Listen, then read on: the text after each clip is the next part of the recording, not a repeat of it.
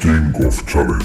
Muy buenas, bienvenidos. Todo en esta vida es psicología, todos son comportamientos, conductas y fenómenos individuales y sociales. Cada persona ha llegado aquí por un motivo lícito que solo él sabe. Igual es porque querías ligar, superar una fobia, ayudar a otros, hacer marketing o sencillamente entender las reglas que mueven este mundo. Pero si estás aquí es porque quieres ser psicólogo y quieres conocer aspectos que se te escapan. ¿Te gustaría ser psicólogo? ¿Te gustaría ser psicóloga? ¿Sabes realmente a qué se dedican y qué materias tendrás que estudiar? Lo entenderás sin esfuerzo. Ponte cómodo, que empezamos. Te encantará saberlo y te lo explicaré como si estuviéramos en un pub, de manera amena pero con rigor. Cierra los ojos, salvo si estás escuchándome conduciendo. Estás en la discoteca, hay muchísimas personas, unas interactúan con otras, algunas están aisladas, ves camareros uniformados moviéndose, aquel del fondo, en traje, es el jefe, se le notan los galones, la gente hace la ola ante el gol del Madrid que retransmiten en una pantalla, uno duerme, otro está borracho repitiendo frase, una persona escapa al baño, la música está a tope, nadie escucha nada y faltas tú, que estás mirando y no entiendes nada de lo que está sucediendo en este zoo humano, pero tranquilo, estás a punto de descubrirlo. ¿Cómo es que esa persona tan inteligente está en modo disco rayado repitiendo una y otra vez lo mismo sin recordar nada? La respuesta es simple. Ese cliente tiene una elevada concentración de alcohol en sangre y su hipocampo le hará incluso tener recuerdos débiles de lo sucedido. Bienvenidos al fascinante mundo de las bases biológicas del comportamiento. Aquí se entenderá cómo funciona biológicamente el cerebro y por qué de manera involuntaria esa persona retira la mano con la ceniza que le ha caído encima. En efecto, el sistema nervioso autónomo también interviene al margen de nuestra voluntad. Otras conductas son más complejas, como la de Juanito, que no tiene claro si pedir en la barra libre del fondo o en la más próxima que le atiende una bella camarera. No todo el mundo decide lo mismo. Bienvenidos al maravilloso mundo de la psicología del pensamiento y de la estadística. Si de manera sistemática uno rastrea cuánta gente entra y sale, si van solos o acompañados, su situación económica, puedes estimar cuánta caja se hará esa noche o cómo de bien o mal lo vas a pasar. Estamos utilizando técnicas de observación, cuantificando variables. En psicología estaríamos ante los análisis de datos cualitativos y cuantitativos. Bienvenidos a la evaluación psicológica, al lugar donde se analiza y se mide todo lo que puede ser medible en las personas. Su inteligencia, CI, nivel de arousal o de activación, niveles de ansiedad, cuánto se dan ciertas respuestas, es decir, con qué nivel, en qué medida, con qué frecuencia, con cuánta intensidad. Estamos hilando fino entrando en el maravilloso mundo de la psicología de la personalidad, al lugar donde encontraremos los patrones consistentes y estables del comportamiento, consistentes en el espacio y estables en el tiempo. Es decir, que observamos que Juanito es tímido en la discoteca entre gente, lo es en el escenario hablando en público y lo es ante gran cantidad de situaciones parecidas que comparte estar entre personas y tener que expresarse o interaccionar socialmente. Juanito es consistente en el espacio, de manera débil, moderada o fuertemente, y además es estable en el tiempo. Hoy se le percibe tímido, pero la semana pasada amaneció tímido y años atrás también lo era, y pinta que seguirá siendo su señal de identidad. Pues bien, esas cosas que son propias y típicas de alguien sería la personalidad. Esas cosas que son propias y típicas de un perro y que lo diferencian de las de un gato son similares a las que identifican al tímido de Juanito frente al extrovertido de Perico. Aplicando en personas estamos ante la psicología de la personalidad y de las diferencias individuales. Aplicado entre animales estaríamos ante la etología, el campo de la psicología de los animales. Aquí se mide todo, cómo viven, cómo se relacionan, cómo se comunican los animales entre ellos, qué comportamientos son ventajosos para ellos tanto individualmente como especie. Todos comen, duermen, vaya, igual que las personas. Todos buscan pareja y se reproducen, vaya, como las personas. Todos compiten por los recursos. ¡Uy! Darwin. Todos mueren, vaya, como las personas. Estamos ante la psicología comparada o etología, una rama de la psicología centrada en los animales, porque en realidad somos eso, animalitos disfrazados con corbata o sin ella, con un repertorio de palabras que nos diferencia de ellos. O sea que ellos se comunican con gruñidos, olores y no verbalmente, y nosotros también, pero con soniquetes más complejos, usando sujetos y predicados. Curioso. Bienvenidos al maravilloso mundo de la psicología del lenguaje. Y al de la psicología de la memoria. Esto se pone interesante. Existen representaciones mentales de las cosas porque tenemos etiquetas o palabras que las identifican. Manzana representa una fruta. Agua identifica el H2O. Frío identifica una temperatura baja. Y si alguien te regala agua muy fría, te está regalando una realidad nueva. ¿Hielo o nieve?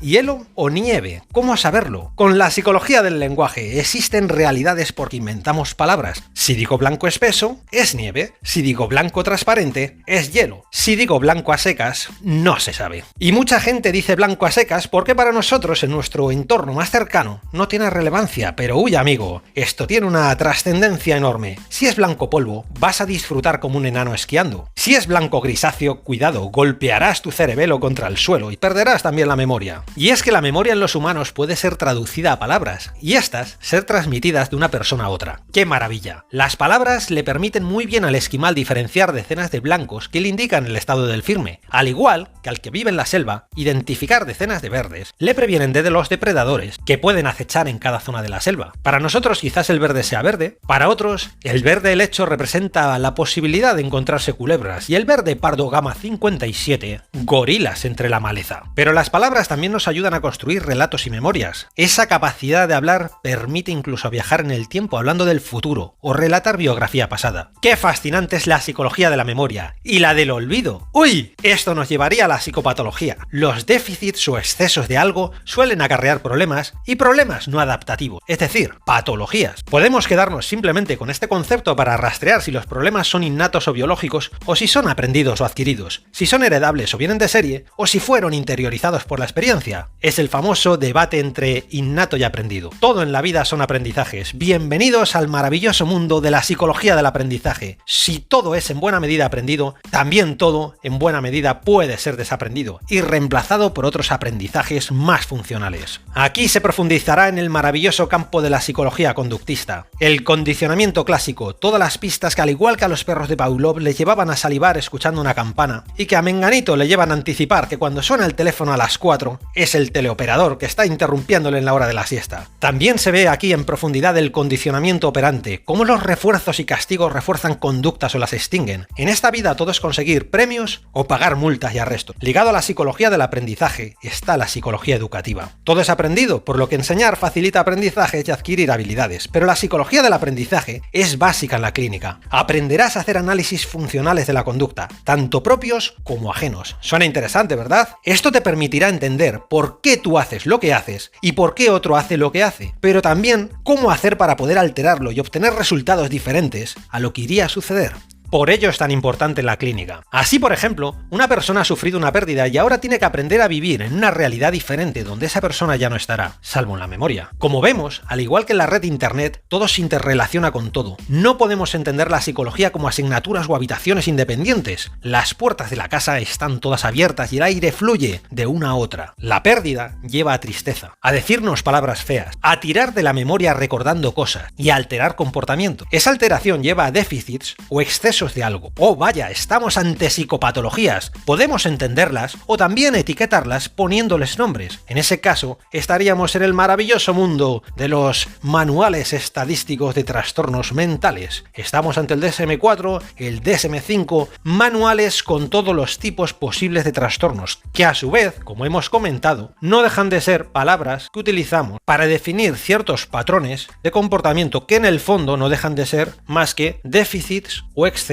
en ciertos comportamientos o habilidades. Por lo tanto, bienvenidos al mundo de la terapia, a la psicología de la intervención y el tratamiento. Pero no todos los problemas son solucionables. En ocasiones se desarrolla una enfermedad o se sufre un accidente y se dañan partes del cerebro que dirigen el cuerpo y sus funciones comportamentales. Bienvenidos al terreno de la neuropsicología. Aquí se utilizarán pruebas para tratar de encontrar dónde están localizados físicamente los problemas. Cuando tienes un problema en el ordenador, no funciona tu pantalla, pero tú de alguna manera tienes que tratar de identificar dónde está el problema. Uy, vaya, resulta que está en la placa base. Uy, vaya, resulta que no le llega la corriente justo aquí a este circuito. Digamos que estas cosas son las que se exploran en la neuropsicología. Se aplicarán tags craneales, tomografía por emisión de positrones y un montón de técnicas en las que podréis profundizar para entender el comportamiento del cerebro, las múltiples relaciones entre unos órganos y otros, cómo funcionan los sistemas de memoria, qué núcleos o conexiones pueden estar alteradas. En definitiva, entender la mecánica del cerebro de la misma manera que podemos entender la mecánica de un coche y saber que en realidad, si el coche no está avanzando, se debe a que la fuerza de transmisión del motor no está llegando a las ruedas porque hay un corte, por ejemplo, en el embrague, que impide que la cadena de movimiento siga su curso. Pero no todos los problemas están en la persona. En muchas ocasiones, los problemas están en los grupos. Los grupos potencian y refuerzan mucha uniformidad entre sus miembros. Las personas acaban compartiendo ideas, valores, y hay reglas e incluso jerarquías. Bienvenidos a la psicología organizacional. Las personas funcionan como un gran enjambre de abejas, algo así como un hormiguero. Tenemos de una manera cotidiana variables terriblemente potentes y funcionan al margen de las organizaciones. Es más, incluso invisiblemente y sin acuerdos. Imaginemos una persona que hace la ola en un estadio y 20.000 personas más la acompañan sin haberse puesto de acuerdo. Otro ejemplo sería varias personas plantadas en la calle mirando hacia arriba a lo alto de un tejado. La gente pasa y pronto tendremos a todo el mundo mirando hacia el tejado. Hay infinidad de ejemplos. Unos salen corriendo y generan una estampida con multitud de muertos y aplastados en una sala de fiestas. Las decisiones o funcionamientos resultantes de nuestra vida dentro de grupos no siempre se acercan a la sensatez ni a lo correcto. Sencillamente representan una tendencia cuyos efectos cuesta catalogar como sensatos. Como no podía ser de otra forma, se estudiarán los clásicos efectos de Ash, de Milgram, de Zimbardo. Cuando un montón de personas dicen algo equivocado, arrastran a mucha gente a afirmar tal posición, aun sin ni siquiera estar de acuerdo con ella. Los clásicos experimentos de Milgram muestran cómo personas normales pueden convertirse en agentes de destrucción, dándole tales descargas eléctricas bajo la simple presencia de una autoridad. O los clásicos experimentos de Zimbardo. Sí, en efecto, el hábito hace al monje y el mero hecho de vestir como un preso y ser tratado como tal, o vestir a personas de autoridad y darles una porra, lleva a abusos cuando se dan variables como el anonimato, la desindividuación, la despersonalización. El individuo queda invisibilizado en la masa. Ya no funciona como una entidad única, funciona como un todo, como una pieza más dentro del sistema. No pretendo ser exhaustivo, sino dar pequeñas pinceladas. No todos los grupos comparten los mismos ideales y valores. Hay diferencias entre asiáticos, europeos, americanos. No ve la vida igual un indio que un sueco, un pastor que un urbanita. Bienvenidos al mundo de la antropología cultural, al estudio de cómo funcionan las culturas y de sus valores compartidos diferencialmente, porque se comparten patrones y tendencias, pero diferencialmente. No todas las personas son prototípicas ni representativas de su propia cultura, aunque tengan aspectos que de alguna manera podemos decir